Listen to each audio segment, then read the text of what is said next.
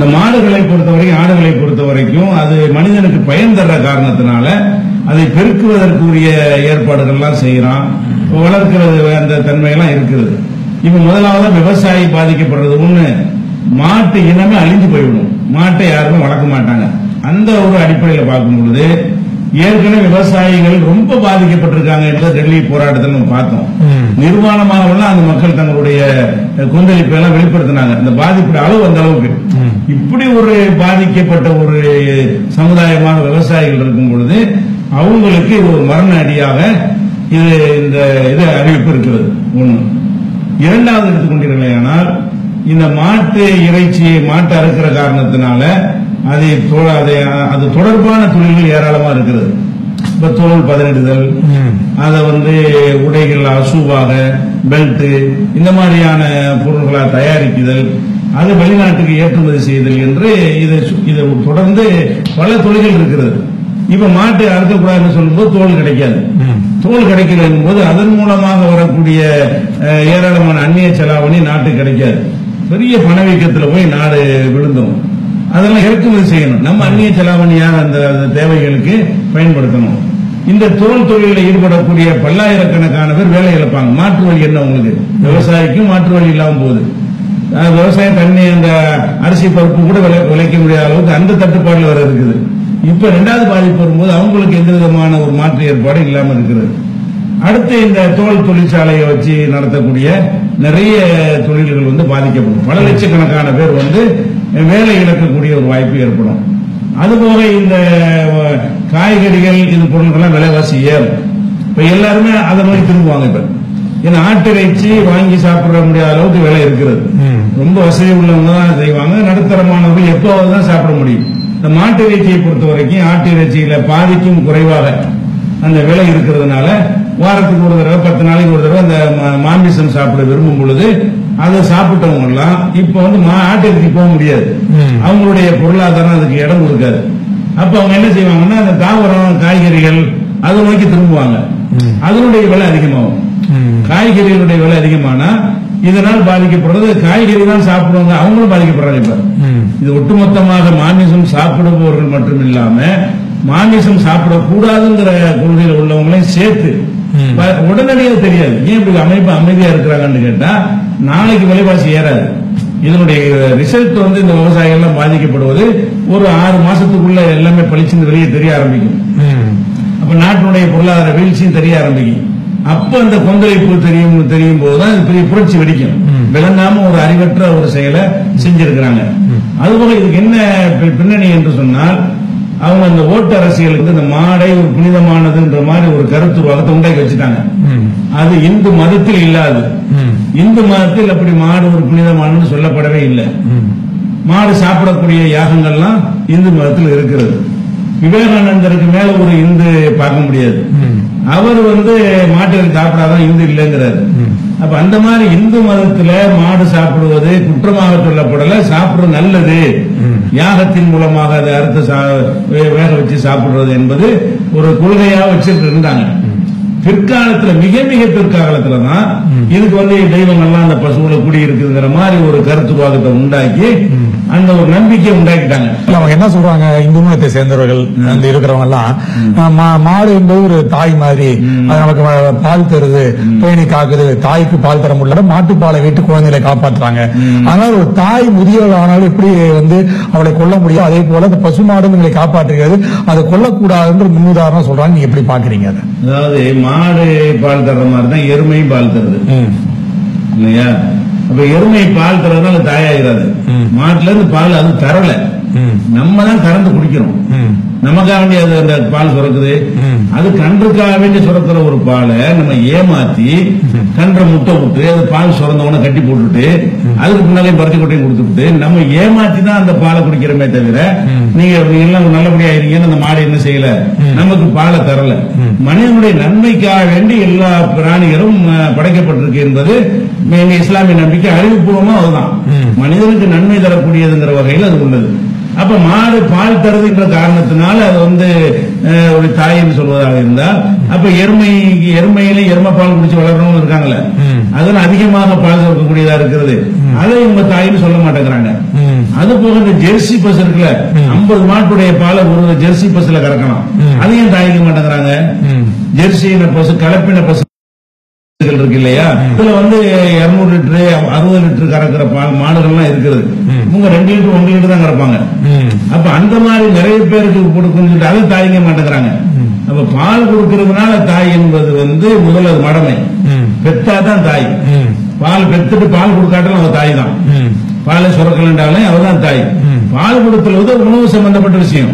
எத்தனையோ குழந்தைகளும் குட்டி பால் வாங்கி கொடுப்பாங்க. அப்ப அமுல் கம்பெனிக்காரன் தாயாயிருவான். அப்ப அந்த மாதிரி பவுடர் பால் வாங்கி தான் கொடுத்தானே செய்யறாங்க. அதனால பால் தர்றதுங்கிற ஒரு காரணத்தை வைத்துக் கொண்டு அது தாய் என்று சொல்வது வந்து அது ஏற்றுக்க. அவங்க பால் மட்டும் சொல்ல, அது வந்து மூத்திரம் புனிதம்ன்றாங்க, அது சாணம் புனிதம்ன்றாங்க, எல்லாமே அதுல இருக்கக்கூடிய புனிதமாக இருக்கக்கூடாது மாடு தருது. அது எப்படி நம்ம கொள்ள முடியும்? இப்ப சாணம் எடுத்துக்கிட்டா அதுக்கு முன்னாடி பூபதி கொடுக்குறாங்க, அதனால நாங்க பூசிக்கொள்கிறோம், அந்த அது மூத்திரம் வந்து எங்களுக்கு மருந்தாக இருக்கின்றது அப்படின்னு ஒரு மிகப்பெரிய ஸ்ட்ராட்டஜி அதுக்கு சொல்றாங்கல்ல. அது எப்படி அறிவியல் பூர்வமான அந்த நன்மைகளை நம்ம என்ன செய்யலாம், ஏற்றுக்கொள்ளலாம். அது அறிவியலுக்கு அப்பாற்பட்டது. சாணத்துல இவங்க சொல்லக்கூடிய எந்த விதமான அறிவியல் ப்ரூஃபும் கிடையாது.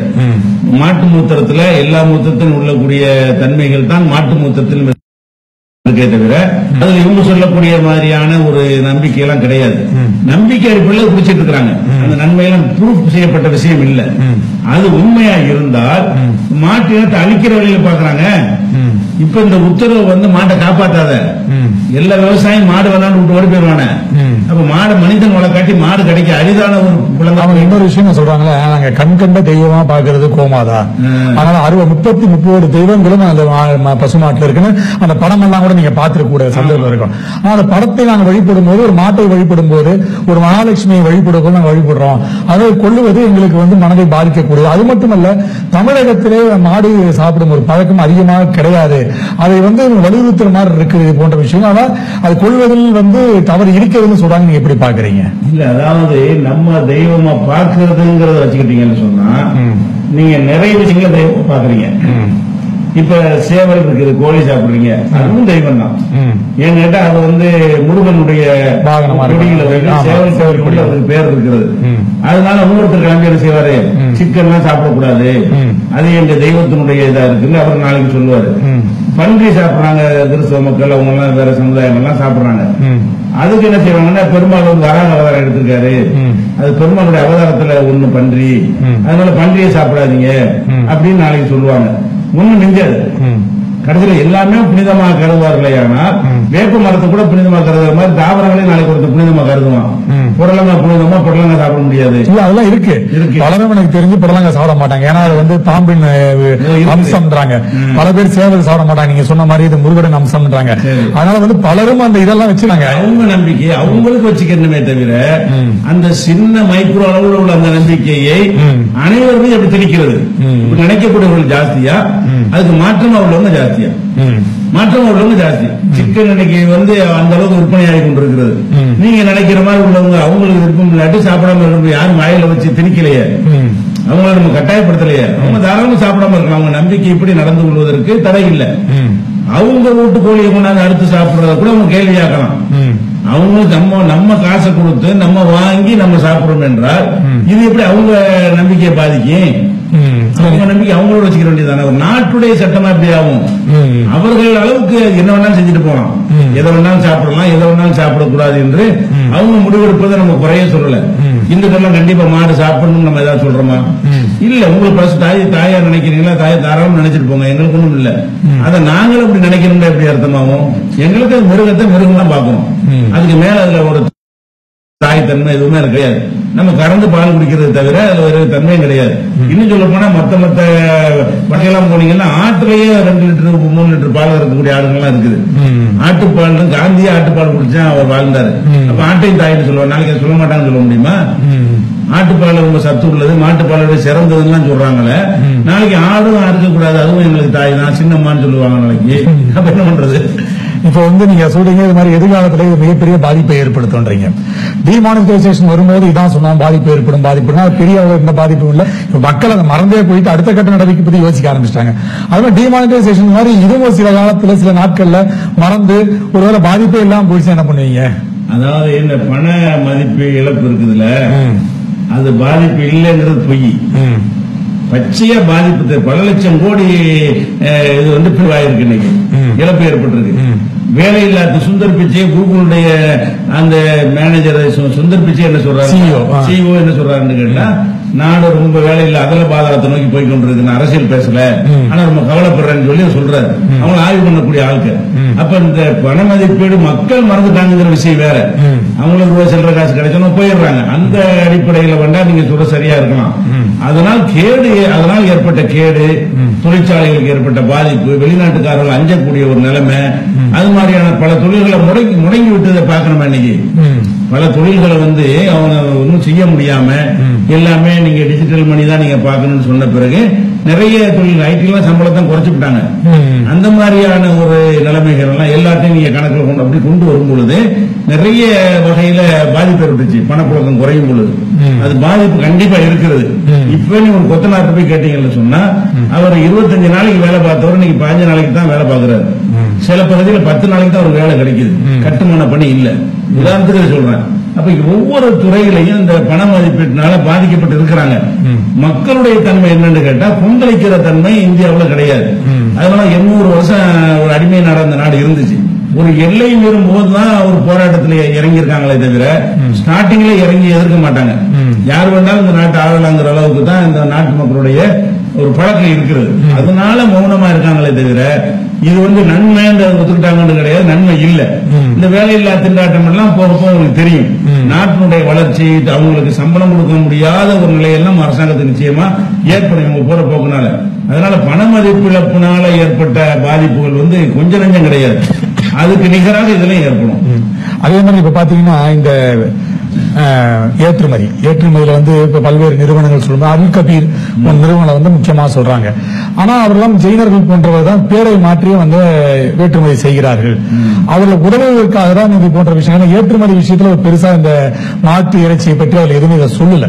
அதனால ஏற்றுமதி நிறுவனங்களை ஊக்கப்படுத்துவதற்காக, அவர்களுக்கு சார்ந்த நிறுவனங்களை ஊக்கப்படுத்துவதற்காக இது போல இந்தியாவில் மாட்டு இறைச்சியை தடை செய்தால் அந்த மாடுகளை இவர்கள் வெளிநாட்டில் ஏற்றுமதி செய்யலாம் அப்படின்ற விஷயத்தை சொல்றாங்க. எப்படி பாக்குறீங்க நீங்க? அந்த நோக்கம் இருக்கலாம். ஏன்னா இவங்க பொதுவாக இந்த கார்பரேட் நிறுவனங்களுக்கு உதவுறதுக்கு தான் அரசாங்கத்தினுடைய எல்லா திட்டங்களுமே இருக்குது.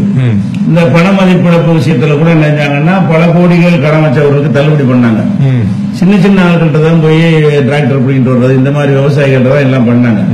அப்ப அந்த கடன் எல்லாம் வசூல் பண்ணல. பல்லாயிரம் அந்த கடனை வசூல் பண்ணால கருப்பணத்தை ஒழிச்சிருக்க முடியும். அவ்வளவு வாரா கடன் இருக்குங்கிறதெல்லாம் நம்ம பாக்குறோம். அந்த மாதிரி இந்த அரசாங்கம் செய்வதில் ஆச்சரியம் கிடையாது. அந்த மாட்டு வியாபாரிகள்ட்ட இருந்துதான் பிஜேபி நிறைய நன்கொடை வாங்கியிருக்கு என்பதெல்லாம் அந்த தேர்தல் கமிஷன்ல இவங்க கொடுத்த கணக்குல இருக்கிறது. இவங்க எங்களுக்கு யார் யார் நிதி ஆதாரம் தந்தாங்கன்னு கொடுக்குறாங்கல்ல, அதுல பாஜகவுக்கு மாற்றுக்கறி ஏற்றுமதி செய்யக்கூடிய நிறுவனங்கள் தான் அதிகமா நிதி கொடுத்திருக்கிறாங்க. அது அவங்களே ஒப்புக்கொண்ட கணக்குல இருக்கிறது. அப்ப இப்படி எல்லாம் மாட்டுக்கறி ஏற்றுமதி செய்யறவங்கள்ட்ட நிதி வாங்குறவங்க நன்றி கடனாக அவங்களுக்கு உதவியாக கூட செஞ்சிருக்கலாம். ஆனா விவசாயிக்கு பாதிப்பு தான். விவசாயிக்கு பாதிப்பாக தவிர அந்த மாட்டுக்கறி ஏற்றுமதி நடந்துகிட்டு வேண்டாம் இருக்கலாம், அது பாதிக்காது. அதே மாதிரி இன்னொரு விஷயம் பாத்தீங்கன்னா மாட்டுக்கறி விஷயத்தில் எல்லாருமே இந்த மாநிலத்தை பற்றி பேசும்போது கேரளா, பாண்டிச்சேரி, புதுச்சேரி, அதுக்கப்புறம் பாத்தீங்கன்னா கர்நாடகா, இது 3 மாநிலம் தான் ஒரு பெரிய அளவில் எதிர்ப்பை தெரிவித்திருக்கிறார்கள். மற்ற தமிழகத்தை சேர்ந்தவர்களும் உணர்வை புரிந்து கொண்டு பேசலாம்னு தம்பித்துறை போன்றவர்கள் சொல்லியிருக்கிறார்கள். இது பெரிய அளவில் அரசுகள் எதிர்ப்பு தெரிவிக்கவில்லை. எப்படி பாக்குறீங்க? அதாவது இதுல என்னன்னு கேட்டா அதிகமான மாநிலங்கள் பிஜேபியுடைய ஆட்சியில் இருக்கிறாங்க. அவங்க சென்ட்ரல் கவர்மெண்ட் ஒன்றை கொண்டு வரும்போது எதிர்க்க மாட்டாங்க. எதிர்த்தாங்கன்னா முதலமைச்சர் மாற்றி விட்டுருவாங்க. அந்த சிஎம் மாத்துறதுடைய அதிகாரம் அவங்கள்ட்ட இருக்குது. எம்எல்ஏ கொடுத்த கூட்டுருவாங்க. அவங்களுக்கு அது கேடுன்னு தெரிஞ்சா கூட இருக்கிற வரைக்கும் முதலமைச்சராக இருந்துட்டு போவோம்னு அவங்க நினைப்பாங்க. அப்படிப்பட்ட மாநிலங்கள் பூராம அது மாதிரி இருக்கிறாங்க. இப்ப கேரளாவுல வேற கவர்மெண்ட் பிஜேபி கவர்மெண்ட் இல்ல, அது மாதிரி கர்நாடகாவுல இல்ல, பாண்டிச்சேரியில இல்ல, திரிபுராவுல இல்ல, திரிபுரா கூட்டணியா இருக்கிறாங்க. இதுல மேற்கு வங்கத்துல பிஜேபி இல்ல. அவங்க எல்லாம் வந்து இதனுடைய கேடுகளை உடைச்சு சொல்ல முடியும், தீமை அவங்களை மாற்ற முடியாது.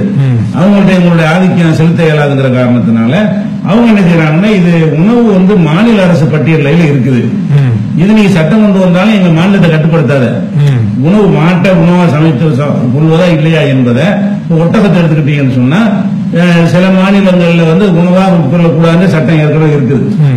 சில மாநிலங்கள்ல உணவா உட்கொள்ளலாம்னு இருக்குது ஒரு பொருளுக்கு.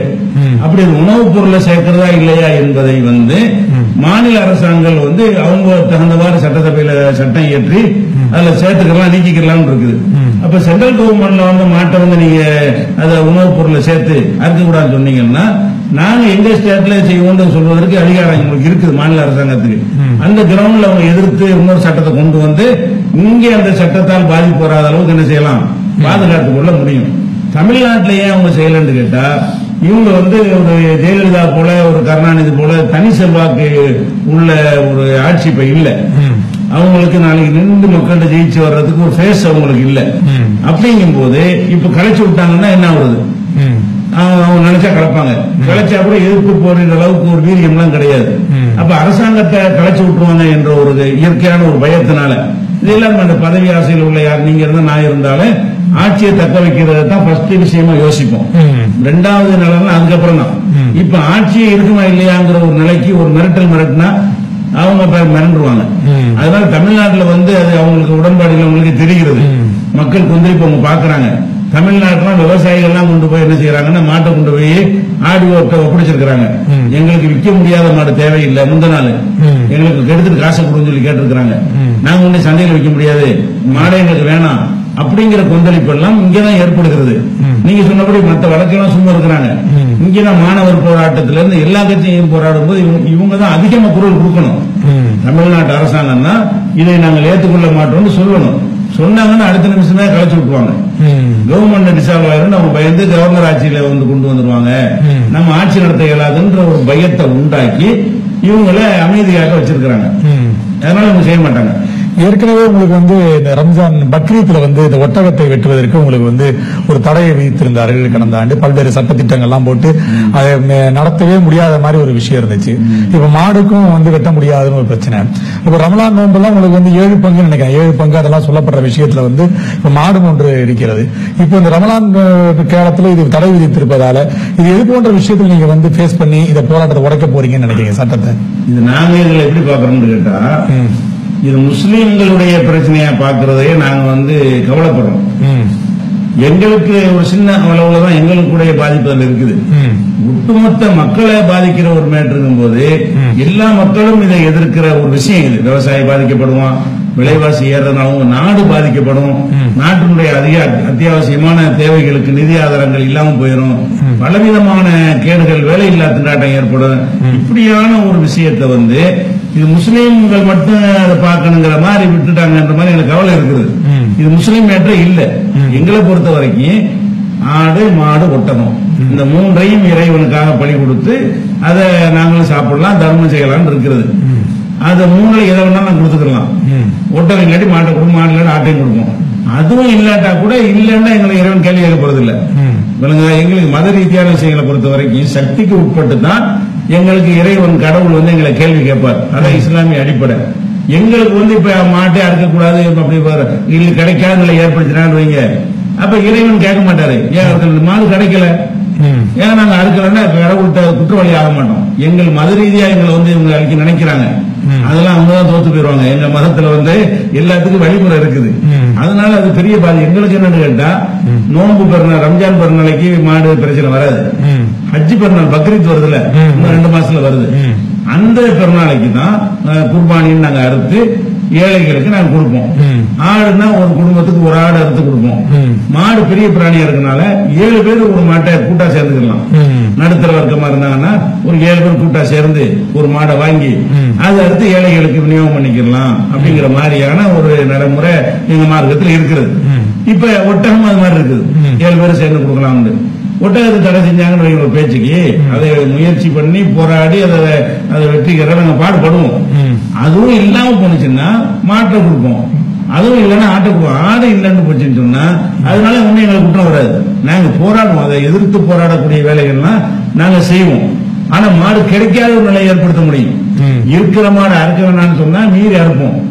அதுக்கு என்ன விளைவு வந்தாலும் ஒட்டகமா இருக்கத்தான் செஞ்சோம். நீதிமன்றம் சொல்லி இருந்த கூட எங்க மக்கள் ஒட்டகத்தை அதிகமா எந்த வருஷத்தை விட அதிகமா இந்த ஆண்டு அனுப்பிச்சாங்க, அறுக்கத்தான் செஞ்சாங்க. அது மீறி எப்போ நாங்க செய்வோம், அடக்குமுறை செஞ்சா கிடைக்காத நிலையை அவங்க அரசாங்கம் உண்டாக்க முடியும். இந்த விவசாயத்தை விற்க கூடாதுன்னு சொல்லும் பொழுது மாடு கிடைச்சாதான் இருக்கிறதுக்கு என்கிட்ட இருக்கிற மாட்டு நான் இருக்கிற ஒண்ணு வச்சிருப்ப அறுத்துருவேன், அடுத்த வருஷம் எனக்கு கிடைக்காது. அந்த நிலையை ஏற்படுத்துவார்களே ஆனால் அதுக்கு நாங்க போராடி ஒண்ணு செய்ய முடியாது. அது மீறி எதிர்த்து நின்று முடியாது. அது எங்கள்கிட்ட இறைவன்ட்ட குற்றம் வராது. ஏன் இல்ல கிடைக்கல, மாடு கிடைக்கல அதனால அறுக்கலன்னு போயிருவோம். அதனால எங்களுக்கு எதிரும் நினைச்சவங்க செய்யறாங்க, எங்களுக்கு எதிராக ஒண்ணுமே செய்ய முடியாது. இஸ்லாத்தினுடைய எந்த ஒரு நம்பிக்கையும் அவங்க அழிக்கவே முடியாது. இப்போ மோடி அரசாங்கம் ஆட்சிக்கு வந்த பிறகு தொடர்ந்து தலித்துகள் மற்றும் இஸ்லாமியர்கள் மீது தாக்குதல் நடத்துவதாக தொடர்ந்து குற்றச்சாட்டு.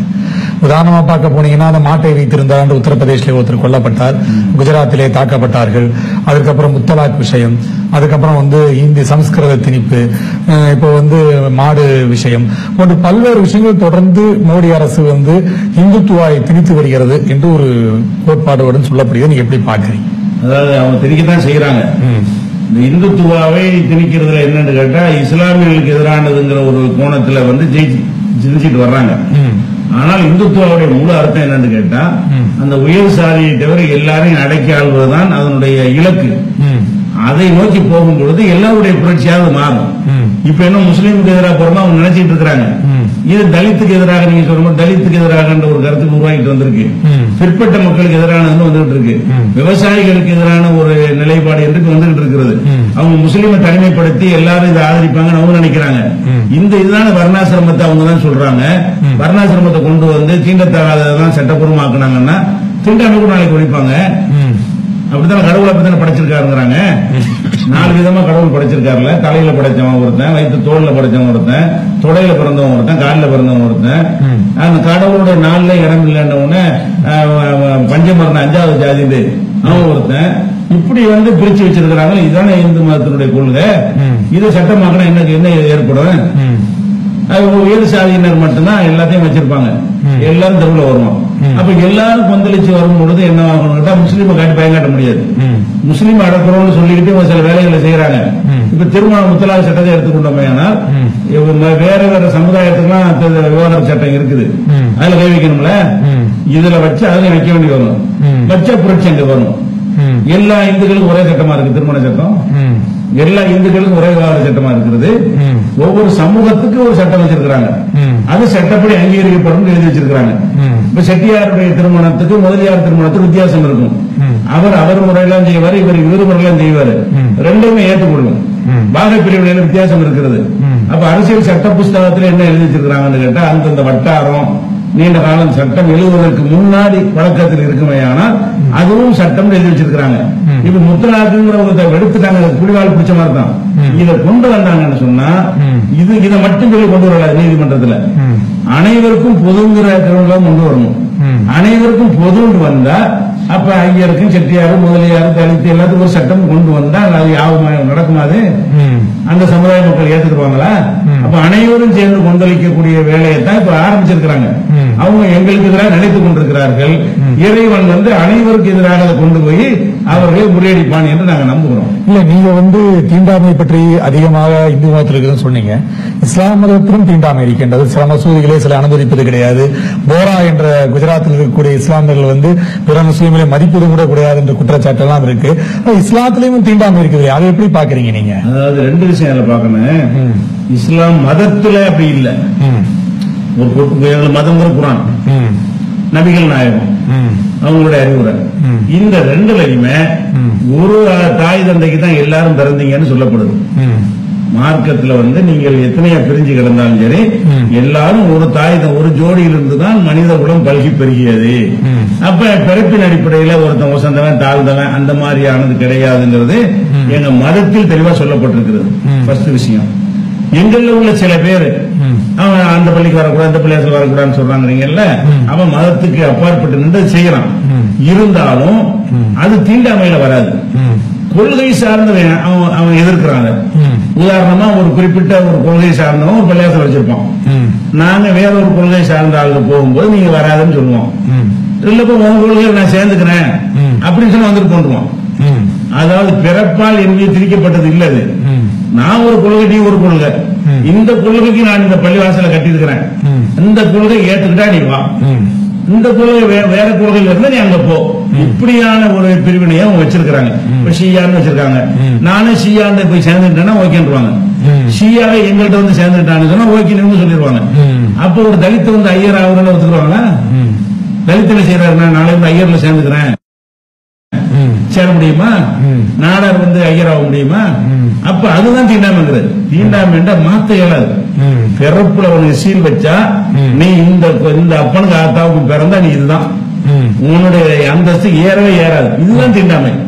நாங்க வந்து ஒரு கட்சியில ஒருத்தர் திமுக இருப்போம், ஒருத்தர் அண்ணா திமுக இருப்பான், ஒரு தாய் அப்பனுக்கு பிறந்தவன், இவன் ஜெயலலிதா போட்டா பாக்கெட்ல வச்சிருப்பான், அவன் கருணாநிதி போட்டா வச்சிருப்பான், இவன் அதை வச்சுக்கிற மாட்டான், அவன் இதை வச்சுக்கிற மாட்டான். இது தீண்டாமையா? சில பள்ளிவாசல தலித் இஸ்லாமிய விடுவதில்லை என்ற கூட ஒரு குற்றச்சாட்டு இருக்குது. தலித் இஸ்லாமிய கிடையாது. தலித்திலிருந்து மாறி இஸ்லாமியர்களை ரொம்ப அனுமதிப்பில்லை என்றெல்லாம் செய்தி வந்து பொய்யணும். அதாவது 100% பொய். ஏன்னு கேட்டா நம்ம தமிழகத்தில் உள்ள பள்ளிவாசல்கள்ல எங்களுடைய புள்ளிவிவர பிரகாரம் 8% பள்ளிவாசல்கள்ல தலித்திலிருந்து இஸ்லாத்துக்கு வந்தவர்கள் மதகுருக்களா இருக்கிறாங்க. 100 பள்ளியில் எடுத்துக்கிட்டீங்கன்னா 8 பள்ளிவாசல் அந்த கணக்குப்படி எடுத்தோம்னா தலித்தாக இருந்து இஸ்லாத்திற்கு வந்து இஸ்லாத்தை படித்து அந்த மதகுரு கல்வியையும் படித்து விட்டு தொழுகை நடத்தக்கூடிய, அவருக்கு முன்னாடி நாங்கெல்லாம் தொழுகிறோம், தொழுகை நடத்தக்கூடிய ஒரு அந்தஸ்துல இருக்கிறாங்களே தவிர தலித்துங்கிறத மறந்து விடும். எங்களுக்கு தலித்திலிருந்து ஒருத்தர் வந்தாருன்னு சொன்னா அவர் தலித்திலிருந்து தான் வந்தாரு என்பதே தெரியாத அளவுக்கு நாங்க அதை வந்து மறந்துடுமே தவிர தவறா சொல்றாங்க. அப்படி ஒண்ணு அறவே கிடையாது. ஒரு சிறிய இடைவேளைக்கு பிறகு நேர்முகம் நிகழ்ச்சி தொடரும்.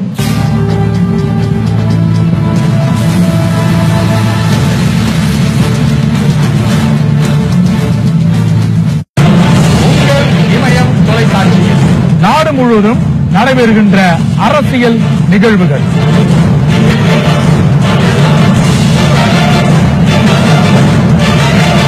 சமுதாய பிரச்சனைகள் மற்றும் அதன் பின்னணிகள்,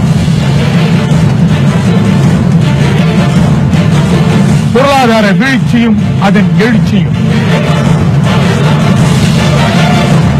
அரசியல் தலைவர்கள், சமூக ஆர்வலர்கள், துறைசார் விளக்கம், சமுதாய பிரதிநிதிகள், சூடான விவாதங்கள். விவாத அரங்கம் திங்கள் முதல் வெள்ளி வரை இரவு 9 மணி முதல் 10 மணி வரை நேரலையில் காணத் தவறாதீர்கள்.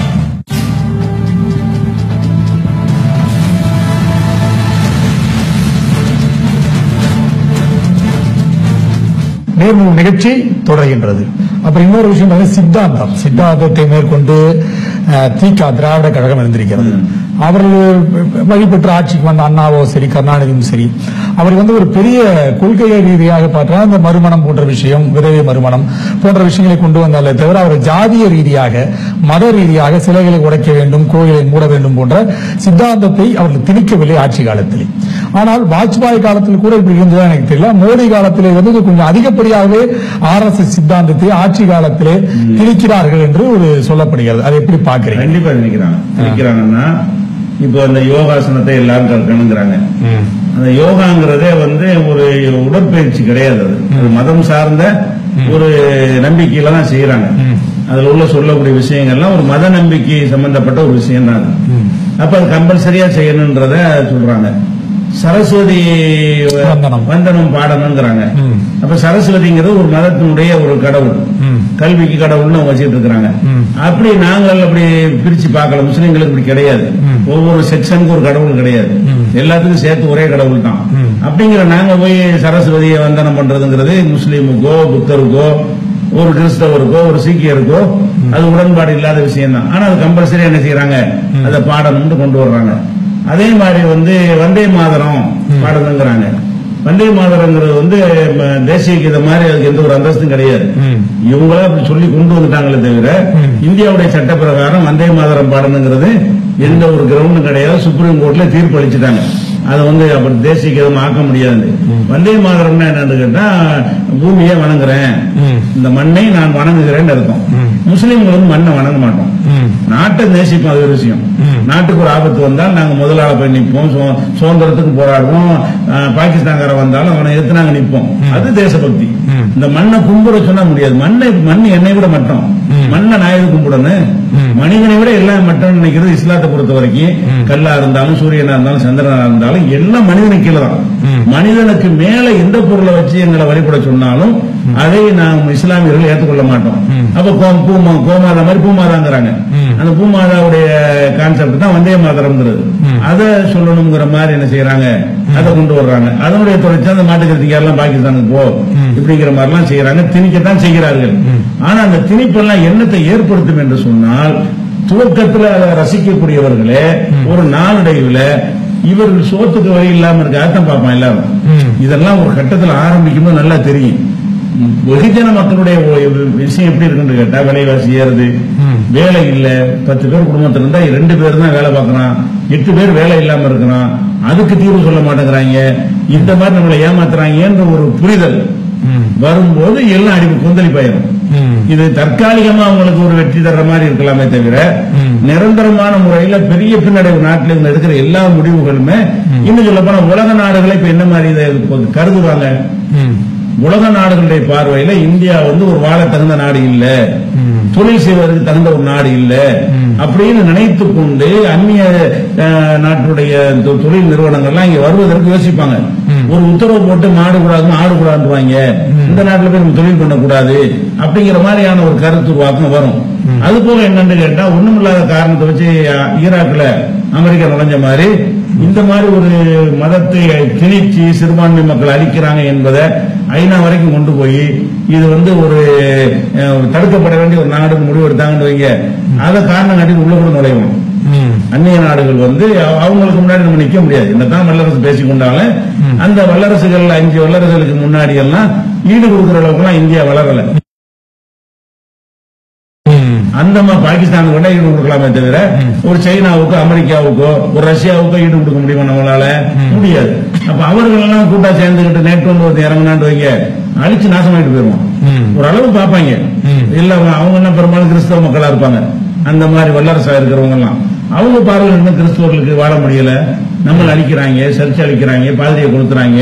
அப்ப இது மனித உரிமை மீறல் அதிகமா இருக்குன்னு சொல்லி அது ஐநா கண்டிக்கிறது, தலையிடுறது. அப்புறம் பொருளாதார தடைன்னு ஒண்ணு போடுவான். பொருளாதார தடைன்னு வச்சான்னா தென்கொரியா மாதிரி என்ன செய்ய, வடகொரியா மாதிரி அது வந்து ஒதுக்கப்பட்ட ஒரு நிலைமைக்கு வந்துடும். அவங்க ஒரு கொள்கை சார்ந்த ஒரு நாடு சமாளிப்பாங்க. இங்க மக்கள் கூட வெறுப்பா இருக்கும், எப்படி உங்களுக்கு சப்போர்ட் கிடைக்கும்? மக்கள் நாங்களாம் ஒதுங்கி உட்கார்ந்துட்டா என்ன? அமெரிக்காக்காரன் நுழையும் போது வெள்ளக்கார வரும்போது நாங்க ஏத்தோம்ல. இந்த மாதிரி நீ பண்ற கூத்துக்கு நான் உலக நாடுகள் எல்லாம் சேர்ந்து எதிர்க்க வந்தான்னு சொன்னா ஈடுபாடு வராது. இவன் தொலைஞ்சு போட்டுங்கிற எண்ணம் இருக்காது. அது மாதிரி வந்துடும். அதனால இவங்க சொல்லக்கூடியது வந்து திணிச்சார்களே, ஆனால் இவங்க மட்டும்தான் உலகத்துல வாழ்றதா நினைச்சுக்கிட்டு திணிக்கிறாங்க. உலகத்தை சொல்லி பல நாடுகள் இருக்குது, அவர்களுக்கு பலம் இருக்கிறது. அவங்களெல்லாம் மீறி கொண்டு இவர்கள் செஞ்சார்களே, ஆனால் கடைசி அழிவு பாதையில் போட்டு இறங்கிடுவாங்க. இப்ப நீங்க வந்தே மாதரம் சொன்ன போது ஒரு சின்ன ஞாபகம் வந்தது. இந்த வந்தே மாதரம் பாடல் வந்து ஏற்றி அதெல்லாம் வந்தபோது தமிழிலும் அகில இந்திய அளவிலும் AR ரஹ்மான் அவர் தான் வந்து அந்த பாட்டை இசையமைத்து அவர் தான் பாடினார். அவருக்கு அந்த பாடல் வந்து வெளியிட்ட கூட பல்வேறு எதிர்ப்புகள்லாம் வந்துச்சுன்னாங்க. அதையும் மீறி அந்த பாடு வெளியிடப்பட்டு ஒரு மிகப்பெரிய சூப்பர் ஹிட்டா வந்துச்சு. அப்ப AR ரஹ்மானை அழைத்து நீங்களே தான் சொன்னீங்க, அது மாதிரி பாடல்கள் விஷயங்கள்லாம் தாய் மண்ணை நாம் வணங்கக்கூடாது போன்ற விஷயங்கள்லாம் நீங்க சொன்னீங்களா? அப்போ அதாவது AR ரஹ்மானை பொறுத்த வரைக்கும் அவருக்கு வந்தே மாதரம் ஒரு மேட்டரே கிடையாது. ஏன்னா அவரு இந்துவா இருந்து முஸ்லீமா வந்தவர் தான். வந்தாலும் இஸ்லாமிய அடிப்படையில ஒரு இறைவனை தான் வணங்கணும். அதை ஏற்றுக்கொண்டு அவர் வரல. அவர் சமாதியை வணங்கிட்டு இருக்கிறாரு. பேருக்கு முஸ்லீமா வந்தாரே தவிர அவர் இங்க ஒரு தர்காவில் போய் என்ன செய்யறாரு, பொன்னேரியில போய் அங்க போய் தர்காவில் போய் சாமி கும்பிடுறாரு. தர்காங்கிறது செத்து போன ஆட்களை புதைச்சு வைக்கிற இடம். அதை போய் வணங்குறதுக்கு எங்க மார்க்கத்தில் இடம் கிடையாது. அதை வணங்குறதுக்கு மண்ணை வணங்குறது பஞ்சாயத்து கிடையாது. AR ரஹ்மானை பொறுத்த வரைக்கும் ஒரு இறைவனை தான் வணங்கணும் அப்படின்னு சொல்றவர்களுக்கு தான் இது பிரச்சனை. AR ரஹ்மான் மாதிரி சில நம்பர் இருக்கிறாங்க. அவங்க மனுஷன சாமியார் வணங்குவாங்க, மதகுரு வணங்குவாங்க, செத்து போன ஆளுகளை வணங்குவாங்க, முஸ்லோடு உள்ள ஆளுக்கால விழுந்து வணங்குவாங்க, பேருக்கு முஸ்லீமா இருப்பாங்க. அவருக்கு வந்தே மாதரம்ங்கிறது வந்து அவர் செய்யறதுல ஒரு வேப்பானது இல்ல. இவங்க இஸ்லாமிய மார்க்கத்தை ஏத்துக்கிறாரு. நீங்க இந்த பிணத்தை வழங்குதல் போன்ற விஷயம்லாம் சொல்லும் போது சில நாட்களுக்கு முன்பு ஒரு பண்டையெல்லாம் வைத்திருந்தீங்க. இது மாதிரி செய்வினை எடுப்பது, இது செய்வினை எனக்கு வச்சுட்டாங்கன்னா பரிசு தரேன் அப்படி போன்ற விஷயம் சொன்னீங்க. அதுல ஒரு தோல்விட்டாலாம் சொல்லப்பட்டது. அது என்ன நடந்த விஷயம்? அதாவது நாங்க தௌஹீத் ஜமாத்துங்கிற எங்க அமைப்பை பொறுத்த வரைக்கும் இஸ்லாத்துல சொல்லப்படுறத முழு அளவுக்கு நாங்க கடைபிடிப்போம், அதை பிரச்சாரம் செய்வோம். எங்க முஸ்லீம்ல என்ன செய்யறாங்க, சில பேர் இஸ்லாத்துக்கு எதிராக பில்லி, சூனியம், மாயம், மந்திரம் இதெல்லாம் இருக்குன்னு நம்ப வைக்கப்பட்டு ஏமாத்தப்படுறாங்க. மத குருமார்கள் என்ன செய்யறாங்கன்னா, நான் சூனியம் வச்சிருவேன், மந்திரம் வச்சிருவேன், கணவன் மனையை பிரிச்சிருவேன், கைகாலம் முடைக்கிடுவேன், ஏழை பணக்காரனை ஏழையாக்கிடுவேன், இந்த மாதிரி எல்லாம் சொல்லி எங்க மக்களை மிரட்டி அவங்கள்ட்ட காசு பறிச்சுக்கிட்டு இருக்கிறதெல்லாம் நாங்க பார்த்தோம்.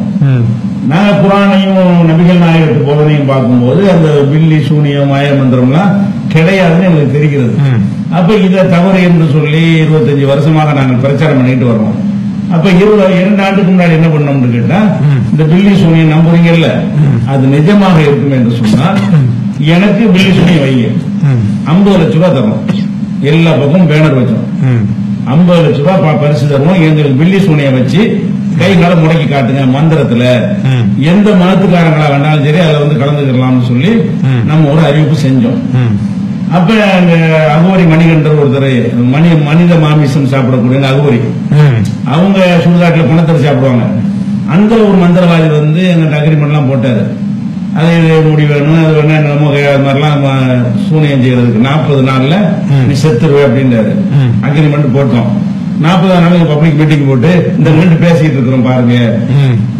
எந்த 40 நாள் சொன்னாரோ அந்த 40வது நாள்ல பப்ளிக் மீட்டிங் போட்டு மண்ணடியில பல்லாயிரக்கணக்கான மக்கள் முன்னாடி இது பொய் பாத்தீங்களா, இப்படிதான் ஏமாத்துறாங்க, முன்ன மாதிரி நம்ப வச்சு ஏமாத்துறாங்களே தவிர சூனியத்தினால ஒண்ணு செய்ய முடியாது. அப்படி ஒரு சக்தியே மனுஷனுக்கு கிடையாது. அறுவாள் எடுத்து வெட்டுவான்னு சொன்னா ஏத்துக்குவோம், கத்தியனால குத்துவேன், விஷத்தை கொடுத்து சாவடிப்பேன், அதெல்லாம் முடியும். மந்திரத்துல ஏதாவது செஞ்சிருவோம் யார் சொன்னாலும் சரி, எந்த மதத்தில் உள்ளவங்க சொன்னாலும் சரி, அது பொய், முடியவே முடியாது, ஏமாத்துறாங்க. அது எங்களே இலக்காக்கி நாங்க என்ன செஞ்சோம், அதுக்கு நாங்க சவால் விட்டோம். 50 லட்சம் கொடுக்கறது கூட இன்னொருத்தர் முஸ்லீம்ல ஒரு ஆள் வந்தாரு திருப்பூர்ல இருந்து, 2 பேருமே தோத்து போனாங்க. நாங்க நல்லா தான் வந்துட்டு இருக்கோம். அவர் ஊமையாக்குறாரு, இவர் பணமாக்கிடுவாரு, 2 ஆவல. இப்போ நீங்க மற்ற மதங்கள்ல இருக்கு இந்த நம்பிக்கைகள், பில்லி, சூனியம் போன்ற விஷயங்கள் இருக்குது. அதே மாதிரி இஸ்லாமிய மதத்திலும் சில இடங்கள்ல இது மாதிரி இருக்கிறது. பல தர்காக்கள்ல மாலை நேரங்கள்ல குழந்தைகளுக்கு ஓதுவது என்று இருக்கிறது. நாகூர்ல முக்கியமாக போன்ற விஷயங்கள் செயல்படுவதெல்லாம் இருக்குது. அதனால நாகூர் போன்ற இடங்கள் எல்லாம் இது பிரசித்தி பெற்று பல நாடுகளிலிருந்து இந்த ஓதுவதற்காக நாகூருக்கெல்லாம் வராங்க. அதெல்லாம் பொய்ன்னு சொல்றீங்களா நீங்க? பொய்னா அது ஒரு தனி மதம் என்று அவங்க சொன்னார்கள். இந்து மதம் நாங்க எடுத்துட்டு போயிருவோம். இஸ்லாத்தின் பெயரால் அதை செஞ்சாங்கன்னா இஸ்லாத்துல இருக்கணும். நாங்க நாகூர்ல உள்ள பழனியில போய் ஒருத்தர் செய்யறாங்க, அது கேட்க மாட்டோம். அவங்க மதத்தில் இருக்குது, அவங்க செய்யறாங்க. அது மாதிரி திருப்பதியில போய் ஒரு அவர் நம்பி போனாருன்னு சொன்னா அது போய் நாங்க ஏன் செய்யறோம்னு கேட்க மாட்டோம். இவங்க என்ன செய்யறாங்க, நாகூர்ல உள்ளவங்க இதுதான் இஸ்லாம்னு சொல்லி அதை காட்டுறாங்க. நாகூர்ல உள்ளது என்ன, தர்காங்கிறது என்ன, ஒரு 400 வருஷத்துக்கு முன்னாடி வாழ்ந்த ஒரு மனிதர் இறந்துட்டாரு, அவரை புதைச்சி வச்சுக்கிட்டு கும்பிடுறாங்க. அவர் மனிதர் தான். அப்ப நபிகள் நாயகம் காலத்துக்கு 1000 வருஷத்துக்கு பின்னாடி வந்த ஒரு மனிதர். அப்ப ஒரு மனிதனை அடக்கம் செய்து வைத்துக்கிட்டு அந்த இடத்துல சக்தி இருக்கு, பவர் இருக்குது அப்படின்னு சொல்லும் பொழுது அத மக்கள் நம்பி போவாங்க. அது ஒரு விஷயம், எல்லாருக்கும் போதான் செய்யறாங்க. அது இருக்குதானே இல்ல, அவங்களுக்கு ஒரு மாயையில் அப்படி போறாங்களே தவிர அப்படியான எந்த பவரும் இல்லை என்பதை நாகூர் தர்காவுக்கு முன்னாடியே நாங்கள் மேடை போட்டு கூட்டம் போட்டு அங்க நாகூர் தர்கா நிர்வாகிகள் அடிக்கலாம் பட்டிருக்கோம். ஆனா அதெல்லாம் உடச்சு இன்னைக்கு நாகூர்ல முஸ்லீம்கள் போறது இல்ல, முஸ்லீம் அல்லாத மக்கள் எல்லாம் ஜாஸ்தியா போறாங்க. அந்த அளவுக்கு எங்க மக்கள்கிட்ட விழிப்புணர்வு ஏற்படுத்திட்டோம். அப்ப முஸ்லீம்கள் செய்யறதெல்லாம் இஸ்லாம் ஆயிடுறது. இஸ்லாம் சொல்வதா இருந்தா அது இஸ்லாத்துல இருக்கணும். எங்களுக்கு பேஸ் இருக்குது. அது குரான்ல இப்ப இந்திய குடிமகன் செய்யறோம், இந்தியாவாயிராது. இந்திய சட்டத்தில் உள்ளதுதான் இந்தியாவின் கொள்கையாக முடியும். அதே மாதிரி எங்களுக்கு குரான்ல இந்த செத்து போன ஆளுகளை கும்பிடக்கூடாது, மனுஷன் தான், மனிதனுக்கு எந்த விதமான எக்ஸ்ட்ரா பவரும் கிடையாது, மனிதனுக்கு என்ன பவர் நம்ம பாக்குறோமோ அதை தாண்டி எதுவும் இல்லைங்கிறது எங்க இஸ்லாத்தினுடைய அடிப்படை கொள்கை. அதெல்லாம் இருக்குன்னு அவங்க நம்புறாங்கன்னு சொன்னா தவறா நம்புறாங்க என்பதை நாங்க விளக்கிட்டு இருக்கோம். ஆனா பாத்தீங்கன்னா நாகூர்ல தான் வந்து மனநோயாளிகள் அவளுக்கு மனதை திருத்துகிறார்கள், இங்க வந்தா அவர்களுக்கு வேண்டுதலை நடத்துகிறார்கள். அதனால பலரும் வந்து அங்க வந்து சுகமாக செல்கிறார்கள். ஆனால் இஸ்லாம் மீது பலருக்கும் நம்பிக்கை வருவதற்கு இது போன்ற விஷயங்கள்லாம் இருக்கு. சந்தனக்கூடு நிகழ்ச்சியிலே வந்து கலந்து கொள்கிறார்கள், பல இந்துக்கள் கலந்து கொள்கிறார்கள். அதனால நாகூர் என்பதே வந்து ஒரு இந்துக்களின் ஒரு இஸ்லாமியர்களின் ஒரு வழிபாடு முக்கியமான தலமாகவே பார்க்கப்படுகிறது. நீ இல்லன்னு சொல்லி இது எப்படி மாறுபட்ட கருத்தாக இருக்க? அதாவது என்னன்னா, இந்த பேய் பீஸ் இந்த பைத்தியங்கள்லாம் குணமாகுதுங்கிறீங்கல்ல, இந்த ஏர்வாடி தான் அதுக்கு ரொம்ப ஃபேமஸ். ஆமா, ஏர்வாடி தர்கா. அதுல கொண்டே மனநோயாளிகளை வந்து செங்கிலி போட்டு கட்டி வச்சிருந்தாங்க. கீழே எரிஞ்சு அப்படியே எல்லாரும் கறிக்கட்டையா இறந்து போனாங்க. மனநோயாளிகளை காப்பாற்றுற பக்கம் இருக்கட்டும், அங்க அவர் இறந்து போனதை காப்பாற்ற முடியல, கறிக்கட்டையா போயிட்டாங்க. அப்ப மனநோயாளிகள் வந்து அவங்களோட வீட்டுல வச்சிருக்க முடியல என்ற உடனே கொண்டை தள்ளிடுவோமே தள்ளுறாங்களே தவிர அதுல எத்தனை பேர் கொண்டே கட்டப்பட்டாங்க, எந்த கண்டிஷன்ல இருந்தாங்க, எப்ப ரிலீஸ் ஆனாங்கன்னு ஏதாவது ஆவணம் இருக்கான்னு கேளுங்க. ஒண்ணும் கிடையாது. கட்டி வச்சுட்டு போவாங்க, அது காசை வாங்கிட்டு அவங்களுக்கு ஒரு கட்டணத்தை வாங்கிட்டு ஒரு லாட்ஜ் மாதிரி விடுதி மாதிரி நடத்திட்டு இருக்காங்களே தவிர எத்தனை பேர் குணமாக ஏதாவது ப்ரூஃப் இருக்குதா? குணமாக கொண்டு சேர்க்கிறாங்க ஒரு ஆளுன்னா அதுக்கு ஏதாவது ஆவணத்தை ஃபைல் வச்சிருக்காங்க கேளுங்க. ஒரு ஃபைலும் கிடையாது. என்னை கூட கொண்டு கிருக்கன் கூட கட்டி போட அதுக்கு பசங்க காசை வாங்கிட்டு என்ன செய்வாங்க, சங்கிலி போட்டுருவாங்க. யாரை பிடிக்காதெல்லாம் கொண்டு கிருக்கன் கட்டி போடுவாங்க. அவன் கிருக்கன் இல்லைனாலும் கிருக்கன் வந்து அப்பதான் சொல்லுவான், கிருக்கன் வந்து கிருக்கன் இல்லைன்னா சொல்லுவான்னு சொல்லி கட்டி போட்டுருவாங்க. அப்படி கட்டப்பட்டவர்கள் நிறைய பேர் என்ன செய்யறாங்க, இருக்கிறாங்க. யாரும் குணமும் ஆகுறது கிடையாது. பைத்தியங்கள் வந்து அதுக்கு ஒரு காலகட்டத்தில் ஒரு கிளைமேட்ல ஒரு சூழ்நிலை ஒரு 2 பேர் குணமாயிருவாங்க. அப்படி ஆயிருக்க முடியுமே தவிர அங்க பைத்தியத்தை குணமாக்கக்கூடிய ஒரு தன்மையோ அதுக்கு ஒண்ணு கிடையாது, ஒரு ரெக்கார்டும் அதுல கிடையாது. அது மாதிரி இந்துக்கள் எல்லாரும் போய் சேர்றாங்க அப்படிங்கறதுனால எல்லாம் அது வந்து நல்லிணக்கத்துக்கு ஒரு ஆதாரம் ஆகாது. சரியான கொள்கையான மட்டும் தான் நம்ம பார்க்கணும். நிறைய பேர் போறாங்க என்பதனால இப்ப நிறைய பேர் ஒரு கல்ல வணங்குறாங்க, நாங்க வணங்கிட முடியுமா? நிறைய பேர் சிலைகளை வணங்குறாங்க, நிறைய பேர் வணங்குறாங்க என்பதற்காக நாங்க வணங்க முடியாது. அது சிலைக்கு அது என்ன பவர்? நீங்க தானே செஞ்சீங்க அந்த சிலையை நான் கேட்போம். அது சிலை உங்களே செய்யல, நீங்க தான் சிலையை செஞ்சுக்கிட்டீங்க, செஞ்சுக்கிட்டு அதுல பவர் இருக்குன்னு சொல்றீங்கன்ற கேட்போமே தவிர இல்ல நிறைய பேர் அதை செய்யறாங்க வணங்குறாங்கன்னு சொன்னா அதை எப்படி சரியா வரேன்? நிறைய பேரை வச்சு நம்ம பார்க்க கூடாது. நிறைய பேர் தவறான காரியங்களும் செய்வாங்க. இப்ப மோடியின் அரசு ஒரு பக்கம் இருந்தாலும் கூட அடுத்தது வந்து உத்தரப்பிரதேசின் முதல்வர் ஆதித்யநாத், யோகி ஆதித்யநாத்தின் செயல்பாடுகள் பல மீடியாக்கள் பாராட்டி கொண்டுதான் அவர் செய்கிறார், பல்வேறு விஷயங்களை கொண்டு வருகிறார். ஆனால் சமீபத்திலே நொய்டாவிலே 4 பேர் வந்து கற்பழிக்கப்பட்ட சம்பவம் பெரிய அளவில் எந்த ஊடகமும் கொண்டு வரவில்லை என்று பலரும் மனதுக்குள் சொல்லிக் கொண்டுகிற விஷயமாக இருக்கிறது. இதை எப்படி பாக்குறீங்க நீங்க? நீங்க கேட்டதுல பதில் அதுல அடங்கியிருக்கு. என்னன்னு கேட்டா, அந்த யோகியுடைய இதை பத்தி மீடியாக்கள்லாம் வந்து பாராட்டி சொல்றாங்கல்ல, அது பிஜேபியுடைய முதல் திட்டம் அதுதான்.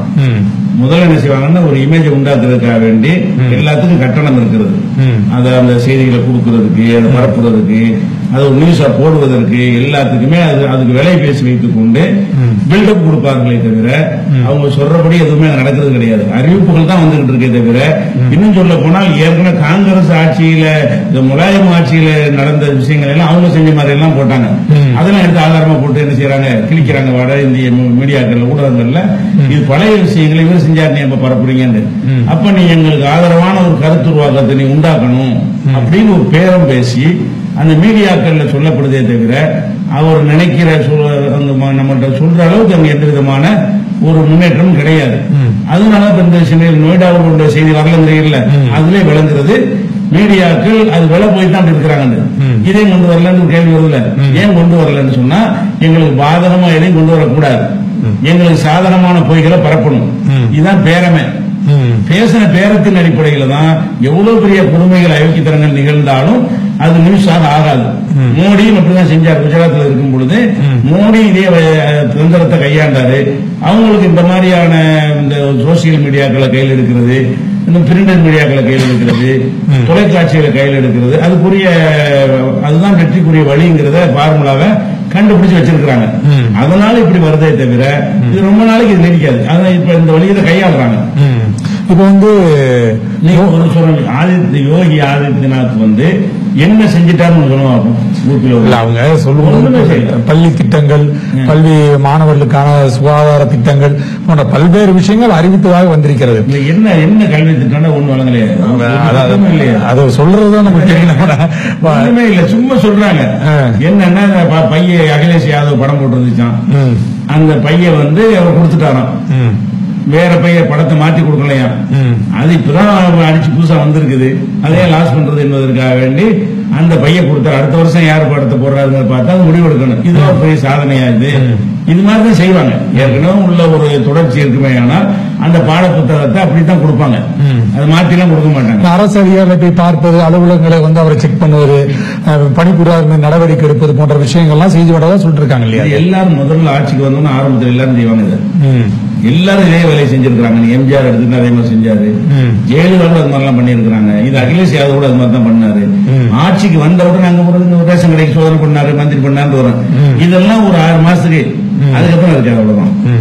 இப்போ இவரை வந்து அடுத்த தேர்தல் இல்ல அதுக்கு அடுத்த தேர்தலில் ஒரு பிரைம் மினிஸ்டர் கேண்டிடேட்டா முன்னிறுத்துவதற்கான ஏற்பாடுகள் தான் இதெல்லாம் விஷயம் அப்படின்னு சொல்றாங்க. ஏற்கனவே நீங்க பாத்தீங்கன்னா மோடியும் இது மாதிரிதான் முன்னிறுத்தப்பட்டார், பல்வேறு விஷயங்கள் கொண்டு தொடர்ந்து முன்னிறுத்தப்பட்டார். மோடிக்கு அடுத்தபடியாக இவரை கொண்டு வருவதற்காக முன்னிறுத்துவதற்கான ஏற்பாடுகளை RSS செய்து கொண்டிருக்கின்றது. என்றால் சில விஷயங்கள் RSS பேச்சை மோடி கேட்பதில்லை, தனிச்சையாக செயல்படுகிறார். மோடியை ஒதுக்கிவிட்டு இவரை கொண்டு வர வேண்டும் என்று சில RSS செயல் திட்டங்கள் ஒன்றுன்னு சொல்றாங்க. இது எந்த அளவுக்கு உண்மையா இருக்குன்னு நினைக்கிறீங்க? மோடி என்னை பொறுத்த வரைக்கும் RSSக்கு எதிராகலாம் ஒண்ணும் நடந்த மாதிரி தெரியல. எல்லா திட்டங்களுமே RSSக்கு கேட்டு அவங்களை ஆலோசனை பண்ணி தான் அதை செஞ்சுக்கிட்டு இருக்கிறாரு. அதை மீறிலாம் ஒண்ணு முத்தலாக் விஷயம் வரைக்கும் இதெல்லாம் வந்து முந்தைய வாஜ்பாயெல்லாம் செய்யாத ஒரு விஷயம். இவர் அவங்களை கேட்டுதான் என்ன செய்யறாரு, எல்லாம் செஞ்சுட்டு இருக்கிறாரு. அதனால அவர் போய் மாத்தணுங்கிற மாதிரியான ஒரு அடிப்படையே வராது.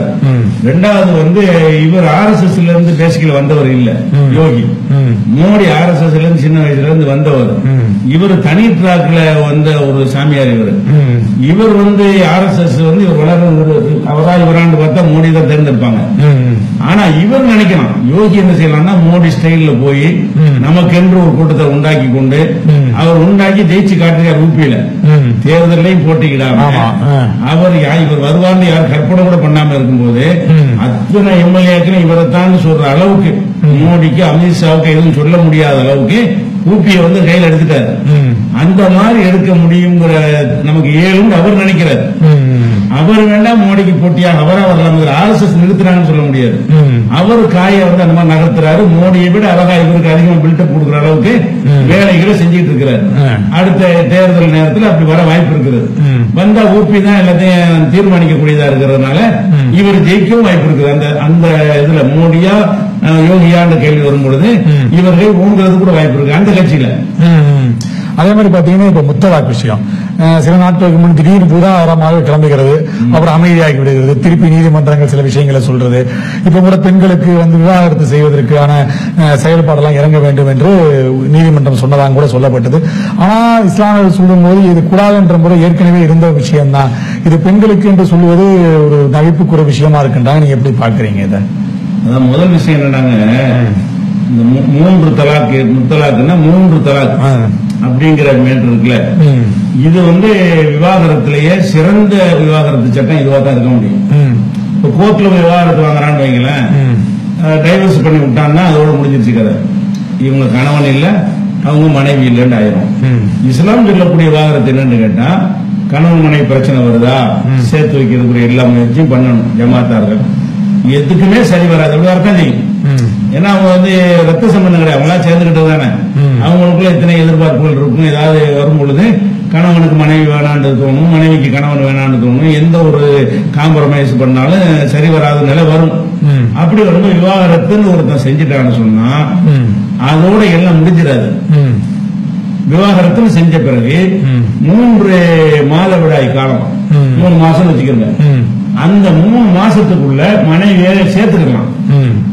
நீதிமன்றத்துடைய விவாகரத்தில் சேர்க்க முடியாது, இவனை சேர்த்துக்கிறாரு. அதாவது இஸ்லாம் சொல்லக்கூடிய முறையில் விவாகரத்து நடந்தால் 3 மாதவிடாய் காலத்துக்குள்ள நம்ம தப்பு பண்ணிட்டோம், நம்ம சேர்ந்துக்கிறோம் அப்படின்னு சொல்லி அவங்க சேர்ந்து கொள்ளலாம். 3 மாதவிடாய் கழிச்சிருச்சுன்னு வைங்க, அதுக்கு பிறகு கூட அவங்க 2 பேரும் விரும்பினார்களே ஆனால் அவங்க திருமணம் செஞ்சுக்கலாம். அவங்கள கணவன் மனைவி இருக்காங்கல்ல, அவங்களும் என்ன செய்யலாம், 3 மாசத்துக்குள்ள சும்மா கூட்டிட்டு வந்துடலாம். 3 மாசம் கடந்துருச்சுன்னு சொன்னா நம்ம தவறு பண்ணிட்டு நம்ம சேர்ந்து வாழ்வோம் அப்படின்னு நினைத்தார்களே ஆனால் திருமணம் செய்து வாழலாம். இது ஒரு தலாக்குங்கிறது. இப்படி வாழ்ந்து கொண்டு இருக்கும் பொழுது மறுபடி பிரச்சனை வருது. இப்போ சார், இப்போ முத்தலாக் என்ற விஷயம் திடீர்னு புதாகரமாக கிளம்புகிறது. திடீர்னு அதை பற்றி பேச்சு மூச்சு எல்லாம் போய்விடும். திடீர்னு நீதிமன்றங்கள் அதுக்கான விஷயங்களை பேசுகிறது. கடந்த வாரம் கூட நீதிமன்றம் பெண்களுக்கான அந்த உரிமையை வழங்க வேண்டும் அப்படின்னும் போது குலால் என்ற முறை இருக்கிறது என்று இஸ்லாமிய பெரியவர்கள் சொல்றாங்க. நீங்க எப்படி பாக்குறீங்க? அது முதல் விஷயம் என்னன்னு கேட்டா, இந்த முத்தலாக் என்பதை சர்ச்சையாக்குறாங்கல்ல, அதுவே சரியானது இல்லை. ஏன்னு கேட்டா, இந்த இஸ்லாம் சொல்லக்கூடிய இந்த 3 தலாக்கு முறைய அனைவருக்குமான சட்டமா கொண்டு வரணும். அந்த அளவுக்கு பெண்களுக்கு அது பாதுகாப்பானது. எப்படி பாதுகாப்புனா, கணவன் மனைவி பிரச்சனை ஏற்படும் போது விவாகரத்து செஞ்சிட்டாங்கன்னா அவங்க சேரவே முடியாது என்று பிற மதங்களுடைய சட்டமும் நாட்டினுடைய பொது சட்டமும் அப்படி இருக்கிறது.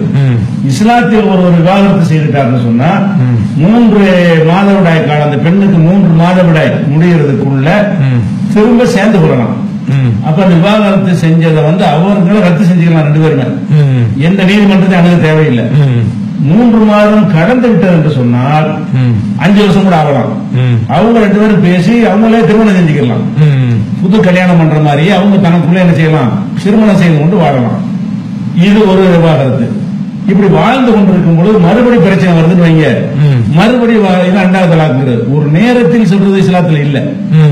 ஒரு 5 வருஷம் 10 வருஷம் வாழ்ந்து விட்டு மறுபடியும் பிரச்சனை வருது. அப்போ உன்னை விவாகரத்து செய்ய 2 விவாகரத்து செஞ்சுட்டாருன்னு வைங்க, அப்போ இதே மாதிரி 3 மாசத்துக்குள்ள அவங்க சேர்ந்துக்கலாம். 3 மாதத்துக்கு பிறகு திருமணத்தின் மூலம் சேர்ந்துக்கலாம். இதுக்கு அப்புறமும் சேர்ந்துக்கிட்டாங்கன்னு வைங்க, சேர்ந்து வாழ்ந்து கொண்டிருக்கும் மறுபடியும் ஒருக்கா சொல்லுவாங்க பாருங்க, இது 50 வருஷம் கூட ஆகும், 25 வருஷம் கூட ஆகும். அப்படி சொல்ல வேண்டிய நிலை வந்தா இனிமே சேர முடியாது, உனக்கு 3 டைம் முடிஞ்சிருச்சு. அப்ப ஒரு டைமில் வெட்டுவது என்பது பெண்களுக்கு நல்லதா, 3 தடவை சேர்வதற்கான வாசலை திறப்பது நல்லதா? இந்து சட்டத்தில் விவாகரத்து இருக்குது, கிறிஸ்தவ சட்டத்தில் மதத்தில் இல்லாட்டாலும் இந்தியாவில் இருக்கிறது. அதே மாதிரி மதத்துக்கு இல்லாம சீரது திருமணம் பண்றாங்கல்ல, அவங்களுக்கு விவாகரத்து கேஸ் கோர்ட்ல போய் பண்ணலாம், சீக்கிரம் பண்ணலாம். எல்லா விவாகரத்துமே ஒன்ஸ் தான். விவாகரத்து கொடுத்தா முடிந்து விட்டதுன்னு சொல்றாங்க. அது பெண்கள் பாதிக்கப்படுறது, திரும்பி சேர நினைச்சா கூட உங்களுக்கு இயலாதுங்கிற நிலைமை இருக்கிறது. இஸ்லாம் சொல்ற இந்த விவாகரத்துல தான் அவங்க சேருவதற்கான வாசல்களை திறந்து வைத்து 3 சான்ஸ் கொடுத்து 3வது தடவை நீ சொல்றிய அப்பதான் இது உனக்கு அந்த முடியும். அது போக இந்த முதல்ல விவாகரத்து செய்யறாருல, விவாகரத்து செஞ்ச உடனே கணவன் வீட்டுல தான் மனைவி இருக்கணும். அந்த 3 மாசம் சொல்றோம்ல, அந்த 3 மாச காலத்துக்கு இவனும் அவன் வீட்டுக்கு போயிடக்கூடாது, இவனும் வெளியேற்றக்கூடாது. அப்ப இஸ்லாம் எதுக்கு இதை பண்ணதுன்னு கேட்டா, அந்த சேர்ந்திருக்கும் வர சேர்வதற்கான ஒரு வாய்ப்பு கிடைக்கும். விவாகரத்து செய்து விட்டு நீ ஒரு தனித்தனியா இருந்துக்க, ஒரு வீட்டுல இருக்கு, 3 மாதத்துக்கு 2 பேரும் ஒரே இடத்துல இருக்குன்னு சொல்லுது. அப்ப விவாகரத்து நடந்த பிறகு இவங்க எப்படியாவது சேர்ந்துட மாட்டாங்களா, இணைஞ்சிட மாட்டாங்களா என்பதற்குரிய வாசலை திறக்கிறதுக்காக வேண்டி இந்த ஒரு கண்டிஷனை இஸ்லாம் போடுகிறது. அப்ப இதுதானே ஒரு சிறந்த ஒரு சட்டமா இருக்கும் பொழுது 3 தலாக்கு தப்புன்னு சொல்றாங்க. அதுல என்ன தப்புன்னு வருதுன்னு கேட்டா, ஒரு மனைவிய தலாக் தலாக் தலாக் அப்படிங்கிறான் ஒருத்தன், இதை 3 தலாக்கு விளங்காம எங்க ஆளுக்கு சில பேர் செஞ்சுட்டு இருக்கிறாங்க. 3 காலகட்டத்தில் 3 சந்தர்ப்பங்கள்ல விவாகரத்து பண்ணி சேர்ந்து மராட்டா பண்ணி சேர்ந்து விவாகரத்து பண்றதுதான் 3 டைம், 3 சான்ஸ் அவன் கொடுக்கப்பட்டிருக்கிறது. இவன் விளங்காம எங்கால என்ன பண்றாங்க, தலாக் தலாக் தலாக் எஸ்எம்எஸ் அனுப்புறான், முத்தலாக்குன்னு ஒரே வார்த்தையில சொல்லி போடுறான். விளங்காத எங்க மத குருமார்கள் என்ன செய்யறாங்கன்னா, இது 3 தலாக் ஆயிடுச்சு, 3 தலாக் சொல்லிட்டே இருக்கிறாங்க. இது 3 தலாக் ஆகாது, இது தலாக்கிலே சேரவே சேராது. இது மாதிரி எங்க ஆளுக்கு சில பேர் சொல்வதை அதை எடுத்துக்கொண்டு என்ன செய்யறாங்க, முத்தலாக்குன்னு சொல்லி சொல்றாங்களே தவிர எங்க சவுதியிலேயோ உலகத்தில் இஸ்லாமிய நாடுகளிலேயோ இந்த 3 தலாக் என்பது செல்லாது. நபிகள் நாயகம் காலத்துல கூட ஒருத்தர் முத்தலாக் என்று சொன்னாரேயானால் அவர் ஒரு தடவை தலாக்கு சொன்னார் என்பதுதான் அதுக்கு அர்த்தமாக இருந்தது அப்படின்ட்டு ஹதீஸ் நூல்கள்ல, ஹதீஸ் ஆத்தன்டிக்கான நூல்கள்ல இருக்கிறது.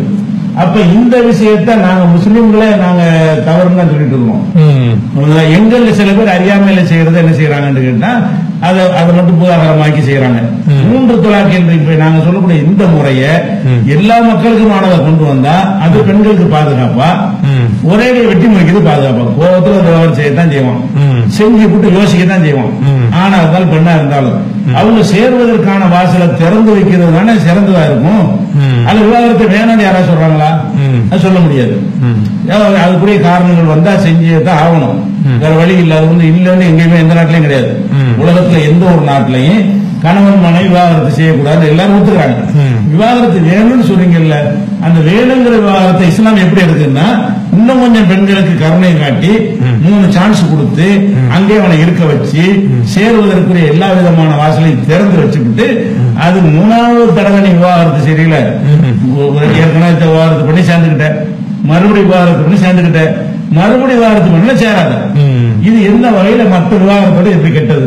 கண்டிப்பா மற்ற எல்லா விவாகரத்தையும் கம்பேர் பண்ணி எந்த வகையில கேடுங்கிறீங்க? இப்போ இன்னொரு ஸ்டெப்ஸ் என்ற ஒரு நிறுவனம் இருக்குது இஸ்லாம். அந்த பெண் நிர்வாகிகள் ஒரு என்ன சொல்றாங்கன்னா, எங்களுக்கு பாஜகவை சேர்ந்த ஆதரிப்பாக பேசுகிறார்கள், அது நம்பிக்கை இல்லை. அதுவும் இஸ்லாமை சேர்ந்தவர்களும் எங்களை ஆதரிப்பு பேசுகிறார், அதுக்கும் நம்பிக்கை இல்லை. ஏனென்றால் பெண்கள் நாங்கள் இஸ்லாம் மதத்தில் வஞ்சிக்கலாம் படுகிறோம் அப்படின்னு ஒரு பேட்டியில பத்திரிகையில சொல்லியிருக்காங்க. அதை எப்படி பாக்குறீங்க? அதாவது இப்படி சொல்லக்கூடியவங்களை எடுத்துக்கிட்டீங்கன்னா அவங்க இஸ்லாத்தை பேன்றவங்க கிடையாது. அவர்கள் இஸ்லாத்து பேரை சரிபா லரிபான்னு வச்சுக்கிறாங்க, பேர் இருக்குமே தவிர அவங்க பிரேயர் பண்ண மாட்டாங்க, தொழுகை அவங்களுக்கு கிடையாது, நோன்பு வைக்க மாட்டாங்க, இஸ்லாத்தினுடைய எந்த ஒரு விஷயத்தையும் கடைபிடிக்க மாட்டாங்க. அதான் மேற்கத்திய உலகம் மாதிரி இங்க வேணாலும் நான் போவேன், யாரோட வேணாலும் சுத்துவேன், 10 நாளைக்கு உலகத்துல சுத்திட்டு வருவேன் அப்படிங்கறத அது இஸ்லாம் ஆக்குறதுக்கு அவங்க பாக்குறாங்க. அவங்கதான் நீங்க சொல்ற ஆளுக்கெல்லாம் என்னன்னு கேட்டா, நீங்க இஸ்லாத்தில் பேரால் ஒரு கோரிக்கை வைக்கிறாங்க, நீங்க அதுல இருக்கணும். நீங்க பேர்ல பிறந்தீங்களே தவிர இஸ்லாத்துல இஸ்லாமியர்ல இருந்து கொண்டு அணியுதுன்னு சொன்னா தான் சரி. இவங்க இந்த கட்டுப்பாடு தான் தவறுங்க. எந்த கட்டுப்பாடு? எல்லா சமூகத்திலும் இந்த கட்டுப்பாடு இருக்குது. ஒரு பெண் வீட்டை விட்டு வெளியேறி 10 நாள் கழிச்சு வந்தா ஒரு புருஷன் ஏத்துக்கிறாரு. எந்த மதத்திலையும் எந்த மதத்தை சேர்ந்தவரா இருந்தாலும் மனைவி வெளியே போயிட்டு 10 நாள் கழிச்சு நான் ஊர் சுத்தி பார்த்துட்டு வந்தேன் வீட்டுக்கு வந்தா அவர் எடுத்துக்கொள்ள மாட்டார். இப்படி முஸ்லீம்கள் எடுத்துக்கொள்ள மாட்டாங்க. அவங்க என்ன செய்யறாங்கன்னா அப்படி எடுத்துக்கொள்ளணுங்கிறாங்க. பெண்களுக்கு என்ன செய்யணும்? சுதந்திரம் வேணும், பாதிக்கப்படணும்னு சொல்லக்கூடிய நீங்க ஒழுங்கான ஒரு வாழ்க்கையை வாழ்ந்து இஸ்லாத்தை கடைபிடிக்கக்கூடியவர்களா இருந்தீங்கன்னு சொன்னா அப்ப நீங்க அதை கேட்கலாம். இஸ்லாத்தை விட்டு வெளியேறுவதற்குரிய ஒரு பாதையை இஸ்லாம் கோரிக்கை வைக்கிறதுனால அது எங்க மக்கள்கிட்ட எடுபடாது. இது மாதிரி சில பேர் இருப்பாங்க எல்லா மதத்திலையும், அவங்க கூட இருப்பாங்க. கண்டிப்பாக ஜனரஞ்சகமா அவங்களுக்கு பின்னாடியா மக்களே பெண்களே போக மாட்டாங்க, அப்படிலாம் பாதிக்கப்படல. கண்டிப்பாக இந்த ரமலான் நோன்பு நேரத்திலே எங்களுக்கு நேரத்தை ஒதுக்கி கேட்ட கேள்விகளுக்கு பதிலளித்ததற்கு மிக்க நன்றி. இந்த வாய்ப்பை வழங்கியதற்காக இமம் டிவி நிறுவனத்திற்கும் தங்களுக்கு என்னுடைய நன்றியை தெரிவித்துக் கொள்கிறேன்.